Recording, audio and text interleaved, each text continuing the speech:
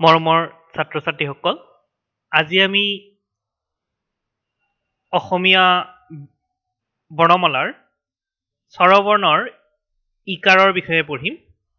হ্ৰস্ব ইকাৰ। হ্ৰস্ব ইকাৰৰ চিহ্নটো হৈছে এইটো। এইটো হৈছে হ্ৰস্ব ইকাৰৰ চিহ্ন।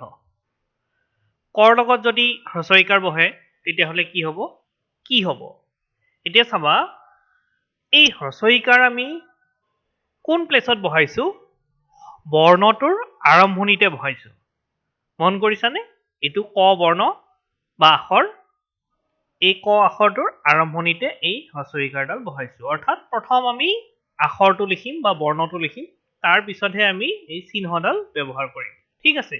ঠিক তেনেধৰণে সৎ দিলে সৎ হ্ৰস্ব ইকাৰে সি, গধ হলে গধ হ্ৰস্ব ইকাৰে গি, খত হলে খত হ্ৰস্ব ইকাৰে কি, আৰু উঙত হলে উঙত হ্ৰস্ব ইকাৰে ই। অৰ্থাৎ ভাঙি যেতিয়া লিখিব লাগে, ভাঙি শব্দটো যেতিয়া লিখিম আমি, ধৰা হ'ল মই লিখি দিছো চাবা, ভাঙি। এই উঙত হ্ৰস্ব ইকাৰে ইটো কেতিয়া ব্যৱহাৰ হয়? এতিয়া ভ লিখিলো আমি, ফত, ওপৰত এইডালক মাত্ৰা বুলি কোৱা হয়। ওপৰত যে আঁচডাল থাকে, এই আঁচবিলাক যে দেখিছা তোমালোকে, এই আঁচবিলাকক কোৱা হৈছে মাত্ৰা। কিছুমান আখৰৰ মাত্ৰা নাথাকে। এতিয়া উঙৰ ওপৰত মাত্ৰা নাই, হয়নে? ঠিক তেনেকে চাবা, এতিয়া ভাঙি শব্দটো যেতিয়া লিখিব লাগে, ফ মাত্ৰাডাল দিলো, তাত আকাৰ, তাৰপিছত কি লিখিলো? উঙ, তাত হ্ৰস্ব ইকাৰ, ভাঙি। হৈ গ'ল? ঠিক তেনেকে লিখিব। অৰ্থাৎ প্ৰথম আমি কি লিখিব লাগে? প্ৰথম আমি আখৰটো লিখিব লাগে, তাৰপিছত আমি যি যুক্তাক্ষৰ ব্যৱহাৰ কৰোঁ সেইটো দিব লাগে। ঠিক আছে? ভাঙি, এইটো লিখিলো আমি। এতিয়া চাবা, আমি উঙ, তাৰপিছত প্ৰথম চত হ্ৰস্ব ইকাৰে চি, দ্বিতীয় চত হ্ৰস্ব ইকাৰে চি, বৰ্গীয় যত হ্ৰস্ব ইকাৰে জি,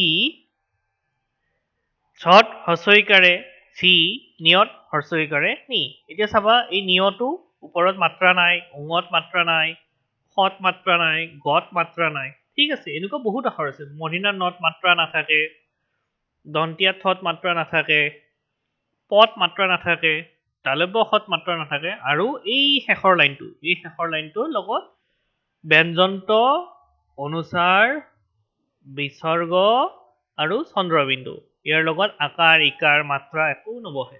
ঠিক আছে? এতিয়া নেক্সট আমি চাম আহা, মূৰ্ধন্যাত ত, তাত হ্ৰস্ব ইকাৰ অহাৰ লগে লগে কি হ'ল? তত হ্ৰস্ব ইকাৰে টি। মূৰ্ধন্যাত থ, তাত হ্ৰস্ব ইকাৰ অহাৰ লগে লগে থি। মূৰ্ধন্যাত দ, তাত হ্ৰস্ব ইকাৰ অহাৰ লগে লগে দি। মূৰ্ধন্যাত ধ, তাত হ্ৰস্ব ইকাৰ অহাৰ লগে লগে কি হ'ল? থি। মূৰ্ধন্যাত ন, তাত হ্ৰস্ব ইকাৰ অহাৰ লগে লগে নি। দন্তিয়াত ত, তাত হ্ৰস্ব ইকাৰ অহাৰ লগে লগে টি। দন্তিয়াত থ, তাত হ্ৰস্ব ইকাৰ অহাৰ লগে লগে দন্তিয়াত থত হ্ৰস্ব ইকাৰে থি। ঠিক তেনেকে দন্তিয়াত দত আহিলে দি হ'ব, দন্তিয়াত ধত আহিলে থি, দন্তিয়াত নত আহিলে দন্তিয়াত নত হ্ৰস্ব ইকাৰে নি, পত আহিলে পত হ্ৰস্ব ইকাৰে পি, ফত আহিলে ফত হ্ৰস্ব ইকাৰে পি, বত আহিলে বত হ্ৰস্ব ইকাৰে বি। এনেকে এফালৰ পৰা আমি দিব পাৰোঁ। দি দিছো আমি। তালিব মৰিনা খত হ্ৰস্ব ইকাৰে সি, দন্তীয় খত হ্ৰস্ব ইকাৰে সি, হত হ্ৰস্ব ইকাৰে হি, সিয়ত হ্ৰস্ব ইকাৰে সি, দৰেৰত হ্ৰস্ব ইকাৰে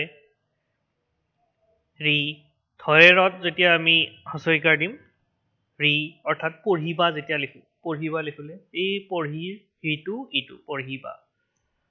মই লিখি দিছো চাবা, ধৰা হ'ল আমি এটা শব্দ লিখিছো পঢ়িবা, প লিখিলো, হয়, তাৰপিছত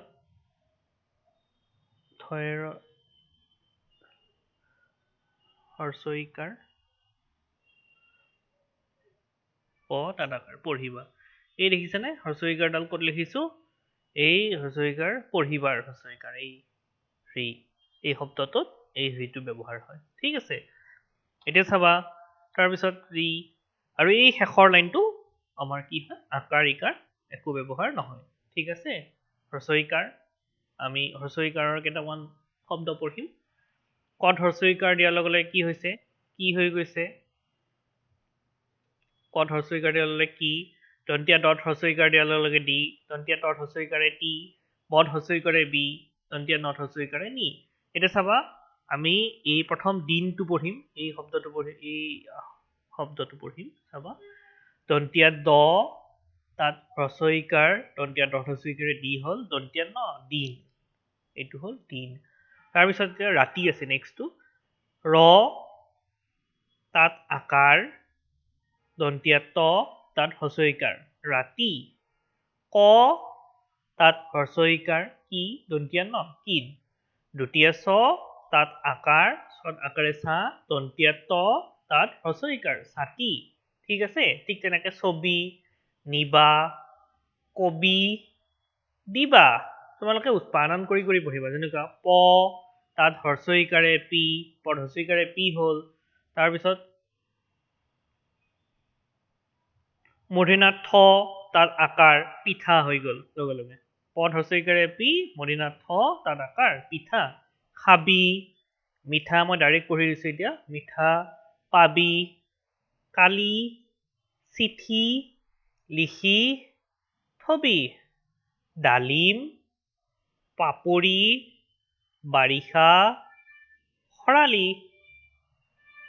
শিক্ষক পিৰালি চিঞৰ খৰালি কবিতা কিতাপ ঠিকনা কিতাপ কালিদাস মহাকবি শলাকানি চিকিমিকি ঠিক আছে এই শব্দবিলাক তোমালোকে বাৰে বাৰে পঢ়িবা স্ক্ৰীনশ্বট মাৰি ল'বা লৈ পঢ়িবা আৰু এই ভিডিঅ'টো চাবা যেতিয়াই তাতে কিবা খেলি মেলি পোৱা তোমালোকৰ কিবা অসুবিধা হয় লগে লগে এই ভিডিঅ'টো চাবা সেই শব্দটো কেনেকৈ উচ্চাৰণ কৰিব লাগে ঠিক আছে নেক্সট চাবা নেক্সট আমি আকৌ হ্ৰস্বইকাৰে আৰু কেইটামান শব্দ পঢ়িম মিনি চিঠি লিখা চিঠিত কি কি লিখিবা খামৰ ওপৰত ঠিকনা লিখিবা ভিতৰত তাৰিখ